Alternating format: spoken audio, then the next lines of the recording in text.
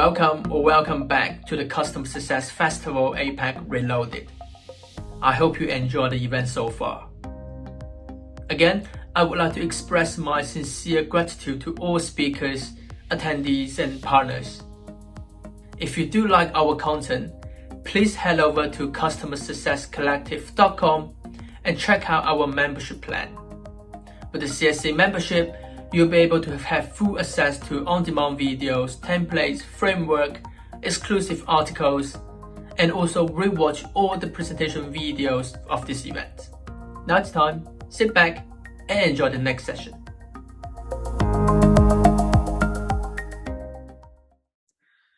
Hey everyone, I'm Sri, one of the founders of a company called Rocket Lane. And today we're going to chat about how do you measure how well you're doing on customer onboarding. Now, firstly, why is onboarding an important topic for all of us? I think as folks in customer success, you're being measured on your NRR and you're being asked to get the customer to value faster.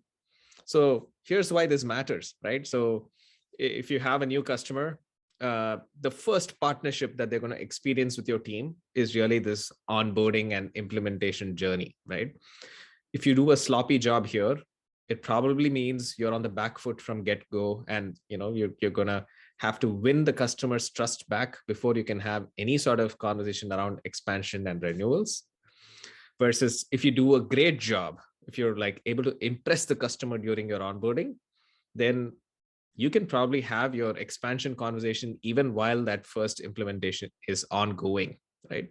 So that's the difference. It's going to really impact your churn. It's going to impact your NRR. So let's get started here. Here's what customer onboarding can feel like, right? So it can be sort of hit or miss. If you ask your last 10 customers how they felt the onboarding was, I'm sure some of them will say it was a great experience. Things, happened really fast. It was smooth. Someone else is going to say, hey, it was a nightmare to work with this company, right? So I'm sure all of you are facing this. To me, it sometimes feels like this. Right? It feels like a Jenga game because, there are a lot of people who need to get their act right through the different phases of this onboarding journey, right?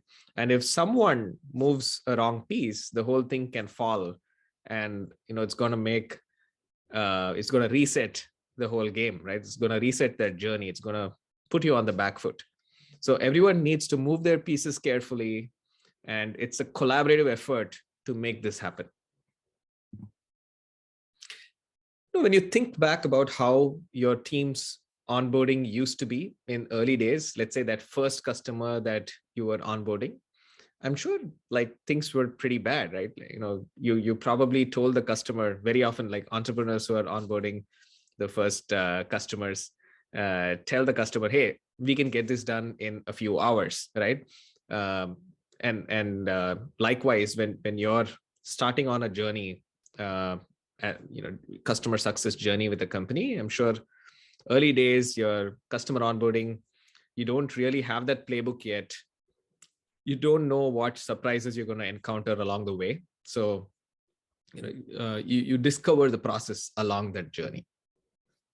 And slowly things get better, right? So you feel, hey, you know what? I'm using these spreadsheets. I'm doing this on like a Trello board. I have a grip on what our process is. We are able to deliver slightly better experience for the customer because, we have this playbook that we're following. So things are getting better.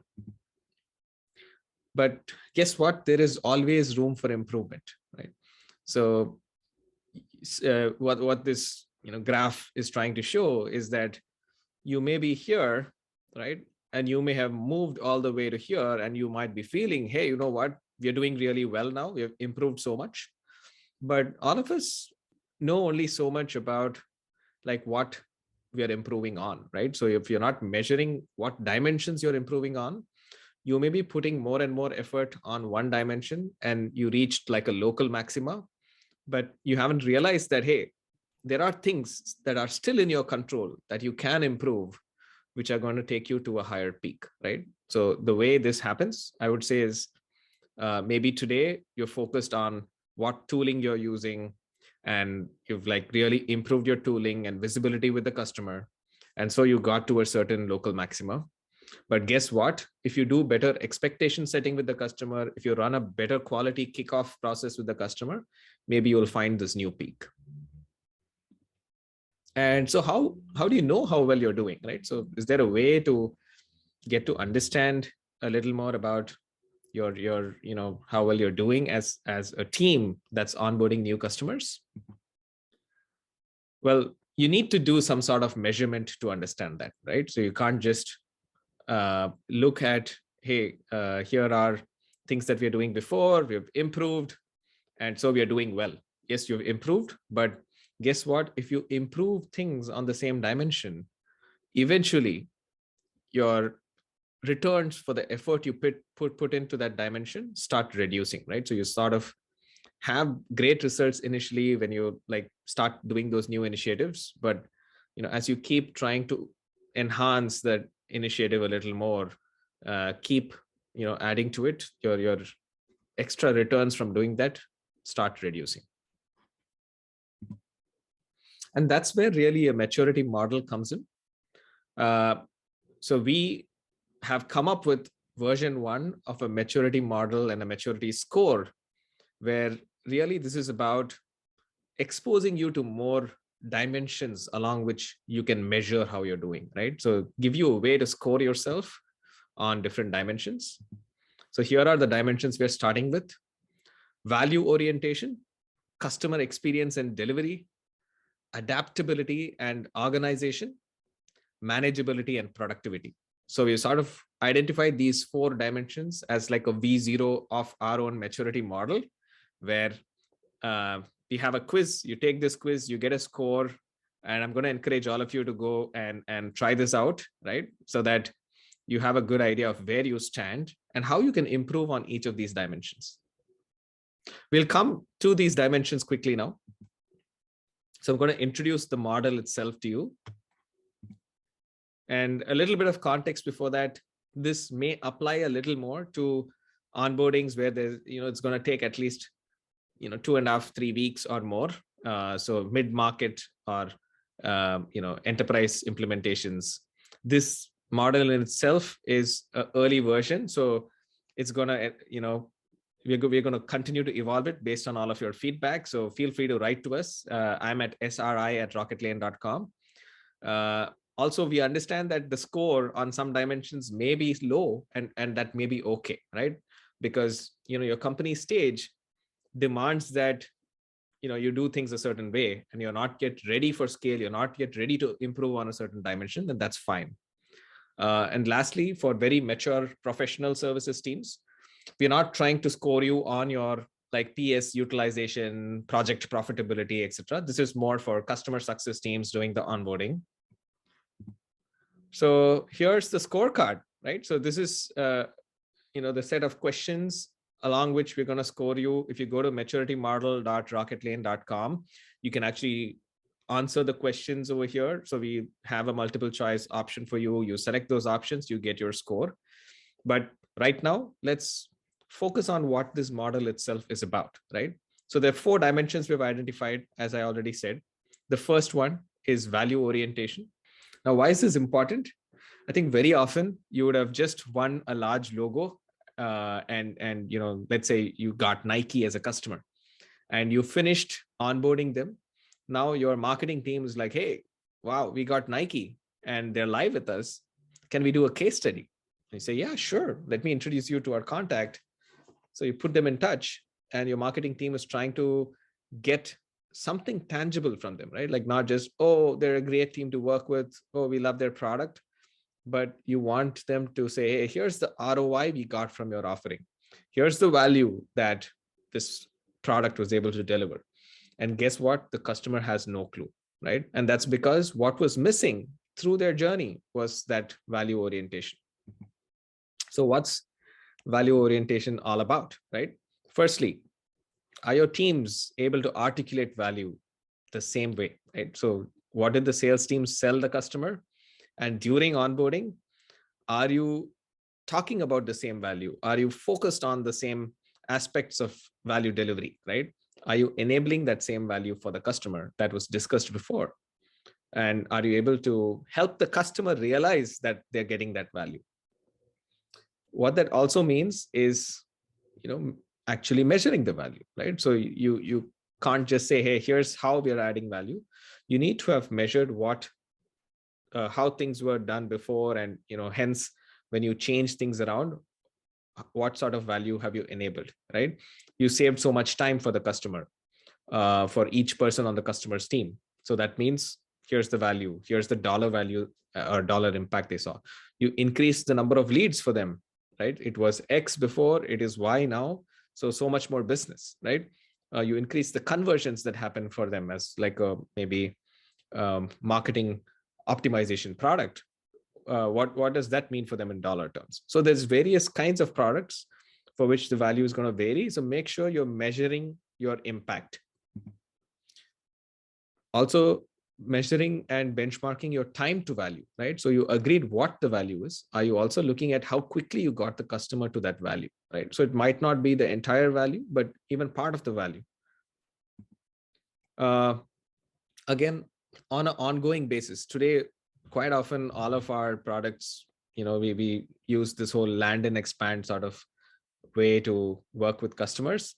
So you may have landed and maybe in the first 60 days, there's a certain value that you expect customers to get. But after that, in the next quarter, are you again expanding with them on your use case, or, going live with more modules? Is the value increasing, right? So that's something you can look at as well. Have a cadence saying, hey, maybe it's 30, 60, 90 days. Maybe it's, 2 months, 6 months, 9 months that you're measuring. But are you measuring the ROI? And are you, when you do that, your renewal conversation is so much easier, right? So your expansion conversations can start as soon as, the first 60-day value is delivered. You can say, hey, you already done this. We want to do more with you. And is the whole engagement starting with a value or goal-based sign-off, right? So that's also important, because otherwise there's going to be scope creep. There's going to be harder conversations with the customer, given that no one really agreed that, hey, this is what we are buying you for. This is the value we're going to see, right? If you have that agreement on what the value is, your conversations around, hey, we also need this to work this way, or hey, this integration is missing, all of that goes away when you're able to say, hey, but this is the value we agreed on. So this integration is not important for us to deliver this value, right? So that's how value orientation helps you. Now we'll go into dimension 2, which is customer experience and delivery, where you might have had like a pretty chaotic way of working initially, just spreadsheets and emails back and forth with like a list of to-dos, but you may be able to move towards a beautiful plan that you've put together for your customer. So here's what we're looking at, right? So firstly, do you have that nice onboarding plan and live status, right? So you have this broken down into nice phases with teams where, like, week 1, you're going to focus on kickoff and goal sign off, right? Week 2, we're going to do like the basic setup and configurations and have an initial team get started with us for one use case, perhaps.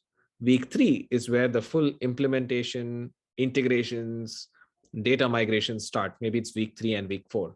And then week 5 is where you do like a full-fledged training. Maybe there is a reverse demo from the customer. So, it's really about going live with the whole customer side audience, including like a UAT, whatever, right? So this could be a beautiful way for you to put together a plan. And is there visibility for everyone on how you're tracking on those teams week on week, right? A live status around it.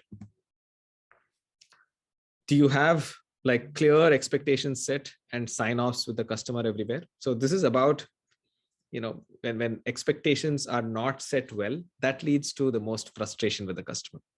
So customer experience and delivery is all about saying, hey, I want the customer to feel in the know all the time.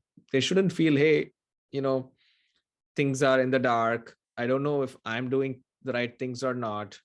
I have like 6 weeks before my current vendor's contract runs off, right? Am I going to be able to make it in time? You don't want them nervous about it. You don't want them stressed about it. So you want to make sure that you give them that live status. you're communicating with them, not throwing surprises at them, right? And of course, even things like how you're going to communicate. Do you have like a early protocol set on, hey, here's the cadence in which we'll be publishing status updates to you.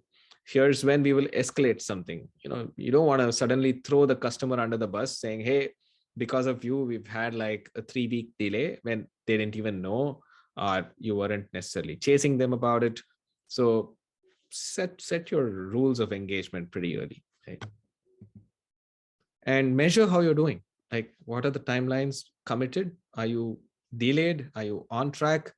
If you did a workshop with them, if you did a training session, if you did a kickoff, are you collecting feedback on how they felt it went, right? So you don't want them to have that negative sentiment around, hey, this training was useless for me. It didn't really talk to my use case, and you don't know about it till someone escalates or till after go live. Instead, get that feedback, get that CSAT at the key junctures, key delivery of key milestones that are delivered, right? So that's important too.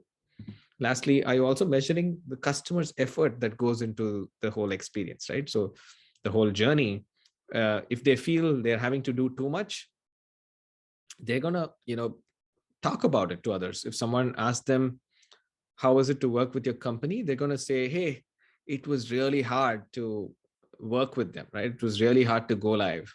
I had to do so much. It was stressful. Instead, you want to figure out how to make it easier for them, either like creating better playbooks, or having automations where needed. Maybe, how do you make migration smoother? How do you help them get the work that you put on their plate done better, right? Often we need inputs from the customer and they may not have it. So do you have some amount of services to bridge that gap and help them not feel helpless during the process? So that's about customer experience and delivery. So there are obviously 2 more dimensions, but I don't think we'll have the time to talk about all the dimensions here. So the next 2 dimensions, I'm not going to spend time on them, but I'll just show you what it's about. Adaptability and arcs. This is about ensuring that your plan is not rigid, but instead it changes based on the maturity of the customer, their industry, their use cases, their goals, etc. Right? It's about having a maturity around your planning, right? So you have the right templates for like documents that you use, for plans that you use. Do you have like a specialized onboarding team? And this may not be the case for an early stage company. Customer success has to do onboarding as well, but this is a maturity model. So your org maturity may be low if you're an early stage company, and that's perfectly fine, right? Do you have implementation partners? Again, based on org maturity, you may not even want that early on, because you need to learn, you need to get the insights on what's the right playbook for your team. Dimension 4, it's about measuring and hence managing things better and getting more productive. And this is again about like, do you have metrics that you're looking at on how your different teams or different people on the team are doing? Do you have a way to monitor and see, hey, are we complying to that playbook that we established, right? Do you have a way to look back and iterate on your methodology to know that you're making progress, you're improving with every onboarding? Do you have a strategy towards automating more to ensure that it's not all human dependent in terms of the experience you're delivering? And of course, project management related automation as well. So this covers like what we were looking at. Hope you all like this. Hope you're going to go back and take our quiz at maturitymodel.rocketlane.com. It's going to give you your score on each dimension, and you will, by just taking the test, understand where you can really improve, what you can get better at. If you have any questions, feedback, write to us. You can write to me at sri@rocketlane.com. And we do have a community around customer onboarding, success, and implementations, even professional services teams. So join us here. Preflight is the name of the community, preflight.cx. So would love to see you all here. Thank you. And we are open to questions now.